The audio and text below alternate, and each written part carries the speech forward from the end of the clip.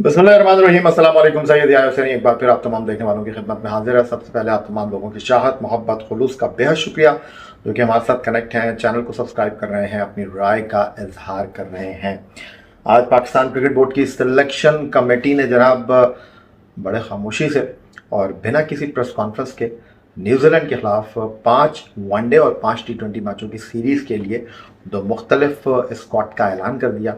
और इस टीम में जो सख्त सबसे ज़्यादा गुफ्तगू हो रही है, क़यादत के मनसब पर बाबर आजम साहब बराजमान हैं और उनके नायब वही हैं जो कह रहे थे कि मैं बाबर आजम का वज़ीर हूँ, बाबर आजम मेरे बादशाह हैं। बिल्कुल, अफगानिस्तान के खिलाफ 3 T20 मैचों में क़यादत के फ़राइज़ अंजाम देने वाले इस्लामाबाद यूनाइटेड के कप्तान शादाब खान। अब इस तमाम सूरत हाल पर हुआ कुछ इस तरह है कि जब ये टीम अनाउंस होने वाली थी तो एक स्पेकुलेशन ये हो रही थी कि 5 खिलाड़ियों को आराम कराया गया था अफगानिस्तान के खिलाफ। और उन खिलाड़ियों में जो थे वो कप्तान बाबर आजम, विकेट कीपर रिजवान, उसके साथ शाहीन शाह अफरीदी, हारिस फ़खर जमान शामिल थे। और ये पांचों खिलाड़ियों की टीम में वापसी हुई है। एक आम तासुर यही था कि न्यूजीलैंड की वो टीम जिसके बेशतर खिलाड़ी इंडियन प्रीमियर लीग 2023 में एक्शन में है, जो टीम न्यूजीलैंड की पाकिस्तान आ रही है वाइट बॉल सीरीज़ खेलने के लिए दो मुख्तलिफ फॉर्मेट में, वनडे एंड T20 क्रिकेट। और वो टीम जनाब नित नए खिलाड़ियों का कॉम्बिनेशन है और उस टीम में तजुर्बेकार खिलाड़ी कम व बेश बहुत कम मौजूद है। अब सिचुएशन ये थी कि जो स्पेकुलेशन हो रही थी और मीडिया जो खबरें दे रहा था उसके मुताबिक पाकिस्तान अपनी वाइट बॉल टीम में वनडे क्रिकेट 50 ओवर में पूरी स्ट्रेंथ के साथ मैदान में उतरेगा, बट T20 क्रिकेट में हम तजुर्बात का सिलसिला जारी रखेंगे। और T20 वर्ल्ड कप 2024 में है तो उसके लिए हम अपनी तैयारियों को दवाम बख्शेंगे, बट वनडे क्रिकेट में ICC वर्ल्ड कप से पहले हमारे पास कुछ इतने ज़्यादा मुकाबले नहीं हैं, इसीलिए हम यहाँ पर ज़्यादा एक्सपेरिमेंट नहीं करेंगे। उसके अलावा जो एक और टॉपिक बहुत ज़्यादा जो था वो ज़बान ज़द-ए-आम था। वो टॉपिक क्या था? वो टॉपिक ये था जनाब कि पाकिस्तान वाइट बॉल टीम के जो कप्तान हैं बाबर आजम, उनके नायब के तौर पर जो खिलाड़ी हैं शादाब खान, उनके बारे में कहा जा रहा था कि जनाब शादाब खान जो है उनको शायद मनसब पर ना रखा जाए और किसी नए खिलाड़ी का इस सिलसिले में जो है वो इंतखाब किया जाए।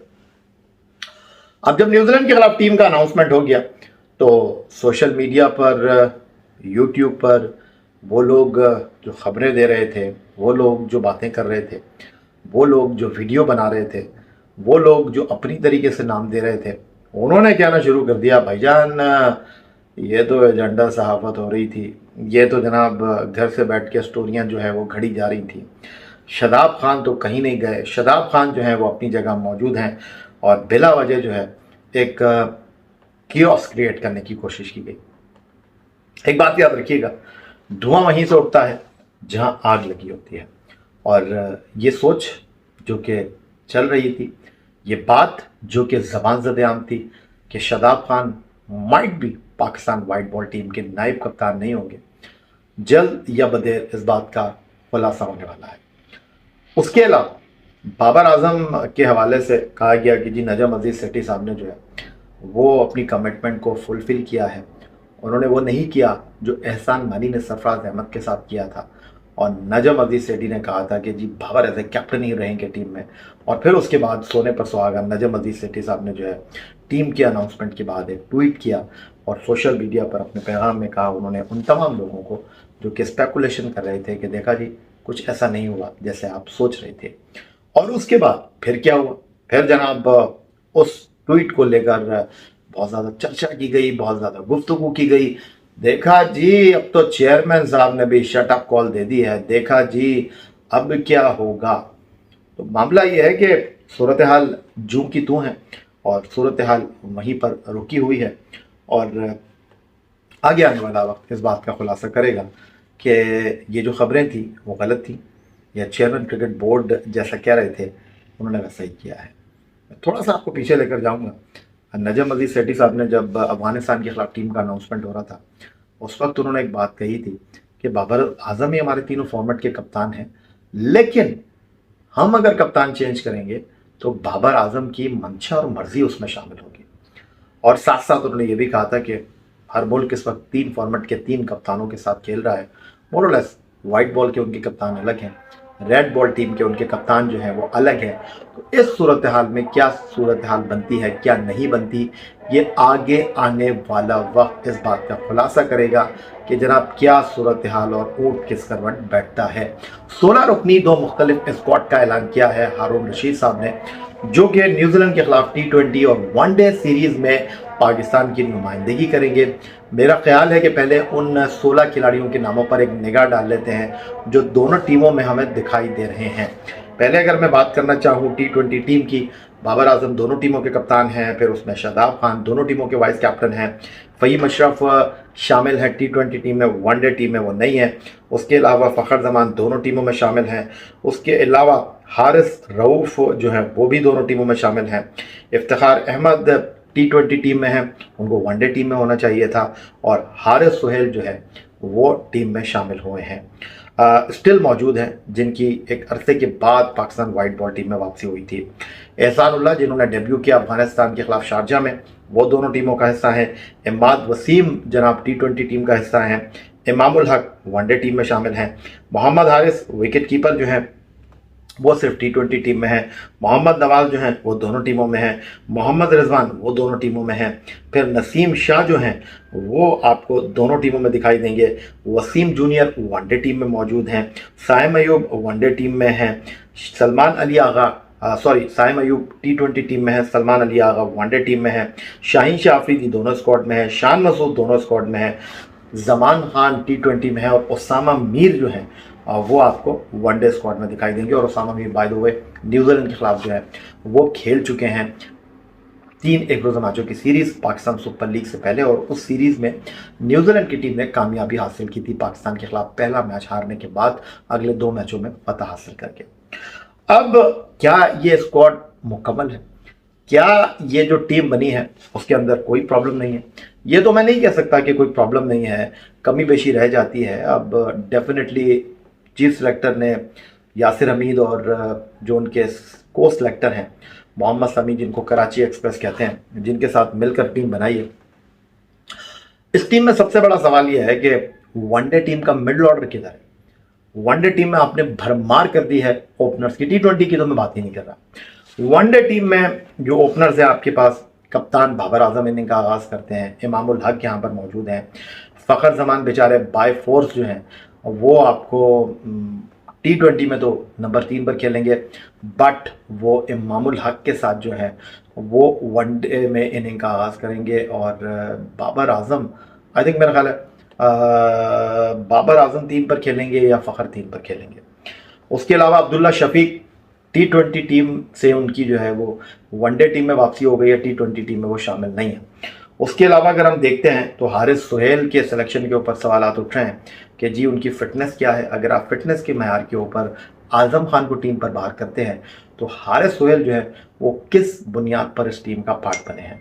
फिर उसके बाद अगर हम बात करते हैं पाकिस्तान की वनडे टीम के हवाले से, एहसानुल्लाह को आपने जनाब T20 में तो डाला था पाकिस्तान सुपर लीग की कारकर्दगी पर, अब आपने उनको वनडे टीम में भी डाल दिया है। और वनडे टीम में है जो मोहम्मद हसनैन है और शाहनवाज धानी, जिनको जिम्बाब्वे के खिलाफ ए स्क्वाड का हिस्सा बनाया गया है, वो कहाँ गायब हो गए? तो एहसानुल्लाह इस वक्त आँख का तारा बन गए हैं। फिर सवाल यह है कि वसीम जूनियर T20 क्रिकेट में उनकी कारकर्दगी ठीक है, वनडे क्रिकेट में क्या उनका सिलेक्शन दुरुस्त है? उसके अलावा जनाब इमामुल हक हालिया से उम्दा कारकर्दगी का उन्होंने मुजाहरा किया है। मोहम्मद नवाज दोनों स्क्वाड में मौजूद हैं। मोहम्मद रिजवान नंबर 4 पर खेलते हैं। वाहिद विकेट कीपर हैं वनडे टीम के। सवाल यह है कि वनडे टीम में क्या सेकंड विकेट कीपर की ज़रूरत नहीं है? अब देखें, मसला यह है कि क्योंकि ये हमारी होम सीरीज़ है, खुदा न खास्ता अगर आपको वनडे मैच में कोई प्रॉब्लम होता है तो आप जो है वो अपना विकेट कीपर फ़ौरन बुला सकते हैं। यहाँ वीज़े शीज़े का तो कोई मसला होगा नहीं। लेकिन क्या यहाँ पर ज़रूरत नहीं थी? उस होम सीरीज़ में अगर आप एक और खिलाड़ी का इजाफा कर लेते, एक खिलाड़ी को कम कर लेते, एक विकेट कीपर को बढ़ा लेते, तो क्या यहाँ पर ये मामला दुरुस्त नहीं होता? उसके अलावा शान मसूद दोनों टीमों में मौजूद हैं। आगा सलमान मिडल ऑर्डर में खेलते हैं, वो यहाँ पर मौजूद हैं। और उसके अलावा उसामा मीर जो हैं उनके नाम और फाल निकला है, लेकिन शदाब जो कि टीम के वाइस कैप्टन भी हैं, वो न्यूजीलैंड के खिलाफ वनडे सीरीज़ में पाकिस्तान सुपर लीग से पहले दस्तयाब नहीं थे। उनके आने के बाद अब सवाल यह है कि क्या उसामा मीर को खेलने का मौका मिलेगा या नहीं, ये एक बड़ा सवाल है। अब सूरत हाल ये है कि पाकिस्तान ने तो अपनी फुल स्ट्रेंथ का ऐलान कर दिया, क्योंकि हमारे पास वनडे मैचेस के ज़्यादा ऑप्शन मौजूद नहीं है वर्ल्ड कप से पहले। एशिया कप अभी हवा में है, होगा या नहीं होगा। अगर वो हो जाता है तो एक हमारे लिए बेहतरीन मौका होगा वर्ल्ड कप की तैयारी के हवाले से। उसके अलावा हमें वनडे क्रिकेट में ज़्यादा मौके मिल नहीं रहे, या फिर वर्ल्ड कप से पहले हमारे पास वार्म अप मुकाबले दस्तयाब होंगे। तो अब जो मामला है, जो सूरत हाल है, वो ये है कि ये जो टीम की सिलेक्शन हुई है, ये मेरिट पर हुई है, ये डेटाबेस हुई है, ये फिटनेस के मैार पर हुई है, ये कारकर्दगी की बुनियाद पर हुई है। ये सवाल इंतहाई अहमियत के हामिल है। मैंने ट्वीट किया कि वाई इमाद वसीम इस टीम में शामिल नहीं है, क्योंकि पाकिस्तान सुपर लीग की कारकर्दगी के ऊपर जो है, और वो पाकिस्तान टीम का T20 क्रिकेट में अफगानिस्तान के खिलाफ हिस्सा बने, वो वनडे टीम में क्यों नहीं आ सकते। आप वनडे टीम में अगर बैक वक्त ओपनर्स की भरमार कर सकते हैं, मैं ये नहीं कह रहा कि नवाज को टीम से निकाल दें, मैं ये नहीं कह रहा कि नवाज की कारकर्दगी क्या है। मेरा सवाल यह है कि इमाद वसीम जो है अगर T20 क्रिकेट खेल सकते हैं, वाई नॉट, वो वनडे टीम में क्यों नहीं हो सकते। और वनडे टीम में उनकी इफादियत अगर इस साल भारत में वर्ल्ड कप पाकिस्तान खेलने जाता है तो वो इंतहाई अहम किरदार अदा कर सकते हैं। और वो नई बॉल से भी बॉल डालते हैं, तो उन्होंने जिस तरह की बल्लेबाजी की है वो सबके सामने है। और यहाँ पर जो सूरत हाल है वो वाज़ेह तौर पर नज़र आ रही है कि जनाब कुछ ऐसे कंधे हैं जो थपथपा रहे हैं, कुछ ऐसी पसंद नापसंद के मामलात हैं जिसमें हम कॉम्प्रोमाइज़ कर रहे हैं, जिसमें हम मेरिट को जो है वो नज़रअंदाज कर रहे हैं। फिर विकेट कीपर का जो मामला है, हसीबुल्लाह पाकिस्तान सुपर लीग में बड़ी उम्दा कारकर्दगी का उन्होंने मुजाहरा किया। जारहा मिजाज बैट्समैन, उनको रिजर्व में रखा गया था, अब वो हमें कहीं दिखाई दे नहीं रहे। एहसानुल्लाह अच्छी कारकर्दगी का उन्होंने मुजाहरा किया, और ये एक हमारा मसला रहा है कि हम किसी को चांद तक ले जाते हैं और किसी को शाम में ही जो है और thank you very much tata bye bye कह देते हैं। एहसानुल्लाह को अभी खेलने तो दे भाई, एहसानुल्लाह को अभी भट्टी में पकने तो दें। हमारे पास जो बॉलर मौजूद हैं वाइट बॉल टीम में, no doubt Haris, Shaheen, Naseem, Wasim junior, इनको हम कह सकते हैं कि इस वक्त दौरे हाजिर के बेहतरीन बॉलिंग स्क्वाड को हम अपना गर्दान सकते हैं। लेकिन वनडे क्रिकेट में ज़रा कारकर्दगी तो उठाकर देख लें। वर्ल्ड कप के बाद करीबन 4 माह बाद शाहीन शाह अफरीदी की टीम में वापसी हो रही है। क्या हमारा ये जो बॉलिंग स्क्वाड है ये मुकम्मल है? क्या ऑल इज़ वेल की हम राग लाभ सकते हैं? वर्ल्ड कप से पहले क्या हम जिस टीम को तैयार कर रहे हैं वो दुरुस्त सिमत में है? ये अहम सवाल आते हैं। फिर शान मसूद को हमने दोनों टीमों में तो डाल दिया है, लेकिन सवाल यह है कि कप्तान बाबर आजम उनको खिलाएंगे भी या नहीं खिलाएंगे, ये एक इंतहाई अहम सवाल है। फिर उसामा मीर ने जिस तरह की बॉलिंग की है, जिस तरह वो ऊपर से बॉल को लूप दे रहे हैं, सही मानों में शादाब खान के साथ उनका मुकाबला है। शादाब खान जनाब वनडे क्रिकेट में कितनी क्रिकेट खेले हैं हालिया कुछ 15 महीने में, कितनी बार उन्होंने सीरीज़ छोड़ी है अपनी फिटनेस की वजह से। हालिया सीरीज देख लें, पाकिस्तान सुपर लीग से पहले न्यूजीलैंड के खिलाफ वो नहीं खेले थे। तो ऐसे में इमाद वसीम की फिटनेस के ऊपर सवाल उठाना, ऐसे में इमाद वसीम की कारकर्दगी पर सवाल उठाना बनता नहीं है। मैं इसलिए एडवोकेट नहीं कर रहा इमाद वसीम को कि जनाब इमाद वसीम को इस टीम में होना चाहिए, वो लाजिम व मलजूम है। बात दरअसल ये है कि आप कंटेंशन में तो रखते, अगर इस सीरीज़ में डिलीवर नहीं कर पाते हैं नवाज, जो ऑफ कलर नज़र आए हमें अफगानिस्तान की सीरीज़ में, तो फिर आप क्या वर्ल्ड कप से पहले उनको टीम में डाल लेंगे? वर्ल्ड कप से पहले आप उनको टीम में शामिल कर लेंगे? किधर गई फिर आपकी प्रिपरेशन? फिर दूसरा जो सबसे बड़ा सवाल है कि इमामुल हक, बाबर आजम एंड फ़खर जमान, ये आपके टॉप 3 बैट्समैन हैं वनडे क्रिकेट में। लेकिन उसके बाद जो सबसे बड़ा प्रॉब्लम है हमारा वो है मिडिल ऑर्डर का। नंबर 4 पर रिजवान खेलने के लिए आ रहे हैं, नंबर 5 पर जो है हमारे पास सलमान अली आगा हैं स्लैश शान मसूद स्लैश जो है वो कौन, उनके साथ जो है सलमान अली आगा के साथ हारिस सोहेल। क्योंकि अगर शदाब खेलते हैं, अगर नवाज खेलते हैं, तो फिर हम 4 फास्ट बॉलर के साथ जाएंगे, एक बैट्समैन को हम यहाँ पर ऐड भी कर सकते हैं। तो ये वो मसाइल हैं जो हमें मिडिल ऑर्डर में बहुत शिद्दत के साथ जो है वो महसूस हो रहे हैं। फिर इस वक्त जो क्रिकेट हो रही है, और एक आम तासुर ये है कि भारत में जो पिचेस बनेगी या तो वो स्पिनर्स को सपोर्ट करेंगी या वो बल्लेबाजों के लिए साजगार होंगी। और अगर आप उठाकर देख लें इमामुल हक, बाबर आजम, मैं माइनस करता हूँ फ़खर जमान को, रिजवान, सलमान अली आगा, अगर आप हारिस के साथ जाते हैं, इन लोगों का स्ट्राइक रेट आप देख लें, अगर आपके खिलाफ 350 प्लस रन हो जाते हैं तो फिर आप किस हिकमत अमली के साथ सामने वाली टीम का मुकाबला करेंगे। क्या आप इसकी तैयारी कर रहे हैं? क्या आप इन खतूत पर सोच रहे हैं? आपके मिडल ऑर्डर में स्कोर बोर्ड को तेज़ चलाने वाला कोई मौजूद है? आम सवालात हैं, अपनी जगह मौजूद हैं। आजम खान को आपने ड्रॉप कर दिया, भाई उनको भी ड्रॉप नहीं करते, आप उनको भी टीम में रख लेते। उन्होंने क्या कसूर किया था? उनको आपने टीम से बाहर कर दिया। बाकी तो सब जनाब रावी चैन की बांसुरी बजा रहा है और बहुत सारे यहाँ पर इफ़ एंड बट मौजूद हैं। इफ्तिखार को होना वनडे टीम में चाहिए था, उनको आपने रखा हुआ T20 टीम में। साइम अयूब टीम में ज़रूर मौजूद हैं, लेकिन सवाल यह है कि अब जब रिजवान वापस आ गए हैं, बाबर वापस आ गए हैं, तो जनाब क्या साइम अयूब को खेलने का मौका मिलेगा? क्या साइम अयूब उस नंबर पर बल्लेबाजी कर सकेंगे? क्या फ़खर जमान की मौजूदगी में आप उनको एडजस्ट कर सकेंगे? आप खुद ही फैसला कर लीजिए। फिर दूसरा जो सबसे बड़ा सवाल है, इंतहाई अहम सवाल है, एक तरफ दुनिया की टीमें जो हैं वो वर्ल्ड कप की तैयारी कर रही हैं, दुनिया की टीमें जो हैं वो वर्ल्ड कप के लिए अपना कॉम्बिनेशन बना रही हैं, और हम नए खिलाड़ियों को आजमाने के लिए, नए खिलाड़ियों को मौका देने के लिए जो है वो तैयार नहीं है। दुनिया की टीमें जो हैं टेस्ट मैच में 3-3 विकेट कीपर के साथ खेल रही हैं। हमने यहाँ पर अपने वनडे स्क्वाड में दूसरा विकेट कीपर नहीं रखा। खौफ है, डर है, आप खुद फैसला कर लीजिए। ये वो सवालात हैं जो कि हमारे लिए मसाइल का सबब बन सकते हैं। ये वो सवालात हैं जो हमारे लिए सवालात उठाने का सबब बन सकते हैं। बात दरअसल ये है कि हम इंटरनेशनल क्रिकेट काउंसिल की तीनों आलमी दर्जाबंदी में कहाँ खड़े हैं, ये मुझे आपको बताने की ज़रूरत नहीं है। ये आप खुद जाकर जो है वो किसी वेबसाइट पर सर्च कर लीजिए। वर्ल्ड कप अगर हम इस टीम के साथ नहीं जीते तो फिर किस टीम के साथ जीतेंगे? ये तो आई थिंक इस टू अर्ली बातें हैं ना। लेकिन इस टीम का जो बॉलिंग अटैक है, इससे ज़्यादा बेहतरीन बॉलिंग अटैक कोई हो नहीं सकता। फिर आप दीगर टीमों के हवाले से बात करते हैं तो इस सीरीज़ में क्या आप तब्दीलियों के साथ दूसरे लोगों को मौका देंगे? ये एक इंतहाई अहम सवाल है।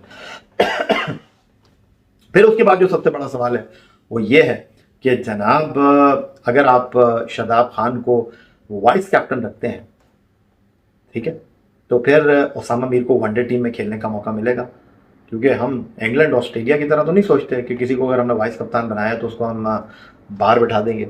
हाँ, शान मसूद के लिए ये रूल अप्लाई होता है। शान मसूद को अगर वाइस कप्तान है तब हम टीम में शामिल नहीं करते।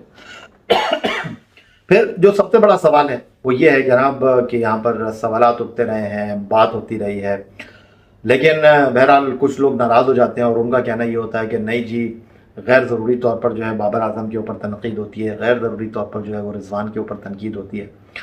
उनके खेलने का क्या अंदाज़ है, वो किस तरह रन बनाते हैं, ये सवाल नहीं है। ये सवाल है कि उनके रन्स टीम के काम आते हैं या नहीं आते। हालिया अरसे में अगर इसी हम रिजीम की बात करते हैं, इन्हीं खिलाड़ियों की हम बात करते हैं जो कि हम टेस्ट क्रिकेट में भी रखते हैं, जो हम वनडे क्रिकेट में भी रखते रहे हैं, जो कि हम T20 क्रिकेट में भी खेलते रहे, हमें जनाब एक मोनोटनस सी नज़र आ रही है। और हारून रशीद साहब जो आए हैं, उन्होंने जनाब आते ही एहसानुल्लाह को जो है वो वनडे टीम में भी शामिल कर लिया है। और अब सवाल यह है कि where is Mohammad Hasnain, where is Shahnawaz Dhani, जिनको आप लेकर घूम रहे थे, जिनको आप घुमा रहे थे। और अगर आपने किसी को मौका देना था तो भाई अब्बास आफरीदी को क्या यहाँ पर मौका नहीं दिया जा सकता था? क्या अब्बास आफरीदी को यहाँ पर टीम में शामिल नहीं किया जा सकता था? ये एक इंतहाई अहम सवाल है जो कि इस वक्त जहन में गर्दिश कर रहा है। एक तरफ आप कहते हैं कि जी हम डोमेस्टिक क्रिकेट के परफॉर्मर को जो है वो रिस्पेक्ट देंगे, लेकिन दूसरी तरफ अब्बास आफरीदी क्या पाकिस्तान की डोमेस्टिक क्रिकेट नहीं खेलते? क्या अब्बास आफरीदी जो है किसी पड़ोसी मुल्क की डोमेस्टिक क्रिकेट खेलते हैं? ये इंतहाई अहम सवाल है जो कि उठाना बनता है। नसीम शाह, हारिस रऊफ़ और आप इन दोनों में से किसी एक को आराम करा सकते थे सीरीज़ में। आप अब्बास आफरीदी को T20 स्क्वाड में नहीं रख सकते थे? बिल्कुल रख सकते थे, लेकिन आपने नहीं रखा। फिर दोबारा मैं वहीं आ जाता हूँ, क्या आपको दूसरे विकेट कीपर की ज़रूरत नहीं है? लेकिन अगर आप दूसरा विकेट कीपर रखते हैं तो क्या किसी के लिए वो ख़तरनाक हो जाएगा? क्या ऐसा नहीं चाहते कुछ लोग? ये वो सवालात हैं जिनके जवाब आप तलाश कीजिए। मेरा काम तो जो था वो आवाज़ उठाना था, मेरा काम जो था वो आपको बताना था, वो मैंने आपका काम कर दिया। अब सूरत हाल ये है कि न्यूजीलैंड की जो टीम पाकिस्तान आ रही है, जिसके पास नौजवान खिलाड़ी हैं, जिसके पास न तजुर्बेकार खिलाड़ी हैं, जिस तरह की पिचेस हमने देखी PSL के दौरान, full of runs pitches, Pindi, Karachi and Lahore, तो अगर ऐसी ही पिचेस रही तो देखना होगा कि न्यूजीलैंड की टीम कैसा हमें जवाब देती है। खोने के लिए न्यूजीलैंड के पास कुछ नहीं है, लेकिन हमारा बहुत कुछ स्टेक पर लगा हुआ है। और जहाँ तक बात है जनाब नजम अजीज सेठी साहब की, कि जनाब नजम अजीज सेठी साहब ने जो है वो ऑल हैंड्स अप कर दिया है और उन्होंने कह दिया है कि जनाब बाबर आजम ही हमारे कप्तान है, बाबर आजम ही जनाब चीज़ों को लेकर चलेंगे। आने वाला वक्त इस बात का खुलासा करेगा। पाकिस्तान टीम को जीतने की ज़रूरत है, पाकिस्तान टीम को इनफरादी कारकर्दगी से बढ़कर आगे जाने की ज़रूरत है। तो अब देखना यह है कि हमारी टीम किस तरह आगे प्रोसीड करती है, हमारी टीम किस तरह आगे चलती है। वरना आपके सामने मौजूद है कि न्यूजीलैंड ने हमारे घर में आकर हमको हराया, हम पूरे स्क्वाड के साथ खेले। ऑस्ट्रेलिया ने हमें हमारे घर में आकर हराया, हम अपने पूरे स्क्वाड के साथ खेले। इंग्लैंड ने हमें T20 एंड टेस्ट सीरीज में हमें हमारे घर में आकर हराया। क्या हम किसी कम प्लेयर के साथ खेल रहे थे? हम अपनी फुल स्ट्रेंथ के साथ खेल रहे थे। तो यहाँ पर ये सवालात अपनी जगह मौजूद हैं। कमी बेशी हर टीम में होती है, मुकम्मल टीम कोई नहीं होती। इफ़ एंड बट मौजूद रहते हैं और रहेंगे। बट ये T20 और वनडे सीरीज़ बहुत अहमियत की हामिल है, बहुत सारी चीज़ों को यहाँ सिमत मिलेगी। और एक सवाल जो आगे आने वाली वीडियोस में डेफिनेटली मैंने आपके साथ डिस्कस करना है, वो ये है कि बहुत सारे लोगों का ख्याल है कि जी मिकी आर्थर आ जाएंगे तो कुछ तब्दील नहीं होगा। भाईजान मिकी आर्थर का बहुत कुछ स्टेक पर लगा हुआ है, वो डार्बीशायर के भी कोच हैं। और यहाँ पर अगर टीम की कारकर्दगी में उतार चढ़ाव आएगा, वैसे ही लोग उनको एक्सेप्ट नहीं कर रहे हैं, वैसे ही उनकी ऑनलाइन कोचिंग के हवाले से सवालात उठा रहे हैं, वो नहीं चाहेंगे कि जनाब स्टोरियाँ बने, हेडलाइंस बने और उनका नाम जो है वो झंडे पर लगे, उनका नाम जो है वो डिस्कस किया जाए, उनके ऊपर तनकीद की जाए। मिकी आर्थर के ऊपर तनकीद नहीं होगी, डार्बीशायर इंतज़ामिया भी इस चीज़ को देखेगी और मिकी आर्थर वहाँ से बैठकर ऑपरेट करेंगे। यहाँ जो टीम के साथ लोग होंगे वो अपने अंदाज में काम करेंगे। एक खिचड़ी सी बनती हुई मुझे दिखाई दे रही है। फिलहाल आज की इस वीडियो को यहीं समेट लेते हैं, आपसे इजाज़त चाहेंगे। अपना बहुत ख्याल रखिएगा। अगली वीडियो तक के लिए सैयद याहिया हुसैनी को इजाज़त दीजिए। अल्लाह हाफ़िज़। पाकिस्तान जिंदाबाद।